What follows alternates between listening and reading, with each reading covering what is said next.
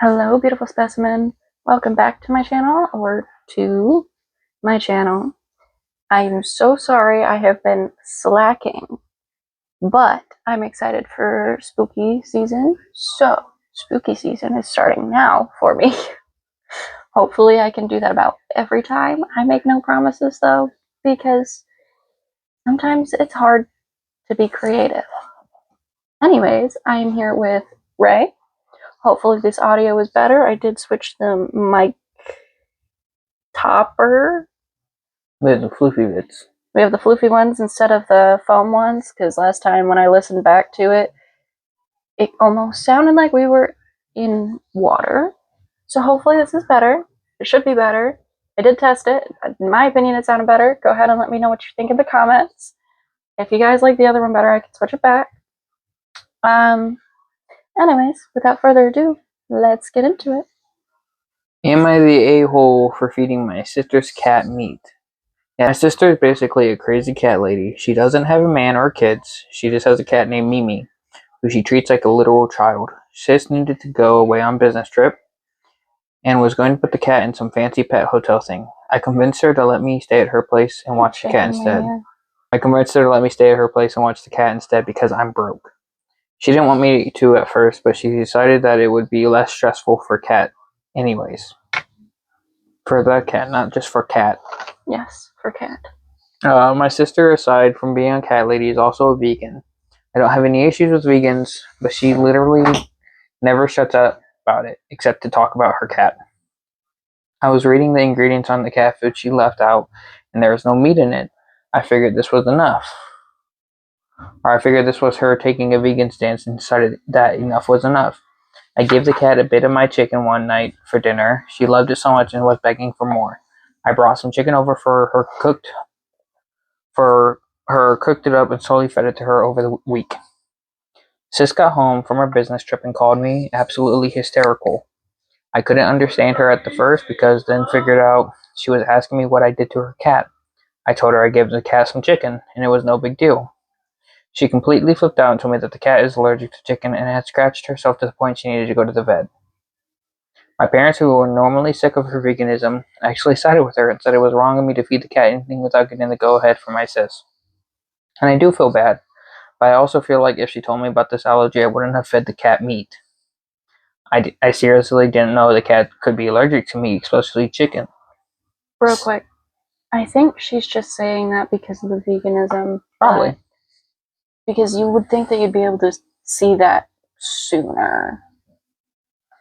Just saying. Sis doesn't want to pay me, which is fair, but also wants me to cover the vet bills. But I don't think that I should be punished for a mostly harmless mistake, and I feel like it's also kind of her fault for not telling me. Am I the a-hole? Yes. You fed her cat something that was not set out for her cat to eat. That is not... I say both people are. Because, for instance, Vina, if she was allergic to something, and you had me watch her for a week without telling me she's allergic to something. Okay, well, if I gave you food to feed her that was plenty for the week, I would expect you to only feed her that and only give her water. And if I gave you treats to be able to give her, I would expect you to give her those, for example. If I left my food out real quick because I had to go use the restroom or whatever, well, then I would expect you to call me, and I would also warn you that she will get into it. But still, they both need to iterate that, you know. I mean, allergies are important to know, yes. But... Because, like, your instance with your allergy. If I fed you chicken without knowing you were allergic to chicken. That's why I always ask, what's in it? If I give you something, I'm like, I don't know. Because most times I don't know. Then I won't eat it. Am I the a-hole for how I handled this situation? My daughter, 24F, is on an antidepressant and lives at home rent-free while saving for her own place. She keeps her pills in the bathroom with the lids loose because it's hard to open, and since she's the only one using it, it's never been a problem. My son, 23M, and his girlfriend, 22F, are temporarily staying with us until their condo is ready. Their bathroom sink downstairs is small with no counter space, so when the girlfriend wanted to dye her hair, I told her to use my daughter's bathroom, as she has a double sink with countertops, without checking with my daughter who was home in her room. About an hour later, I overheard my son telling his girlfriend he didn't know how to break something to his sister. He finally told me his girlfriend had accidentally knocked over my daughter's pills and said some fell into the sink where she was dyeing her hair. I said I had talked to my daughter, but my son insisted. I heard him enter her room with an attitude saying, "Don't start acting like an a-hole, but girlfriend knocked your pills into a sink." That's a wild way to communicate that. I mean, they're siblings. It's not surprising, but... My daughter was furious, grabbed the remaining pills, stormed off. My son blamed her for leaving the lid loose when she asked why they were even in the bathroom. I explained and she got angrier, saying they could have used theirs or mine. I told her I hadn't expected this and she needed to calm down. She called my son an a-hole and shut herself in her room. I urged my son and his girlfriend to apologize her because she should have asked to move the pills and him because he escalated the situation. He eventually cooled down and apologized, but his girlfriend refused. My son then demanded my daughter to apologize to his girlfriend. My daughter refused, saying she had nothing to be sorry for. The girlfriend chose to stay elsewhere until their condo was ready. My daughter spoke with her psychiatrist and replaced her medication. My son still insists I should make my daughter apologize. I tell my daughter she could have reacted more calmly, but she maintains that they should have asked her to move the pills or at least approached her without assuming she'd go crazy. She also points out she never said anything to the girlfriend, only her brother, and that I never should have let them use her bathroom in the first place. So, have I completely mishandled this? You should have asked your daughter, like, hey, she wants to do this. Can she use your bathroom since it is bigger? Yeah, okay, that's fine. Let me go move my pills. Simple as that. Simple solution. You know, the first comment was like, your daughter is living there rent free. I'm like, that. What does that have to do with anything? If it's her bathroom, everyone knows it's her bathroom. You're gonna ask her to use her bathroom. Like, I understand the whole loose lids don't have loose lids on medication because if it was a child, for instance, oh yeah, they can get into that very easily.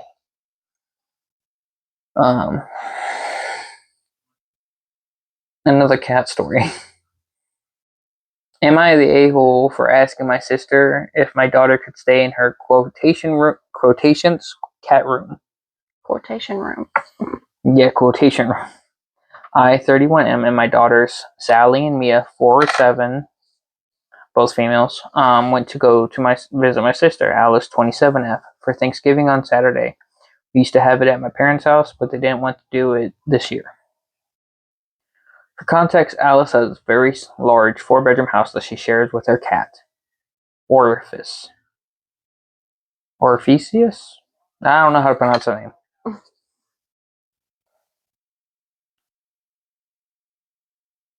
It's either Orifice or Orificius. It's something like that. I would assume Orpheus.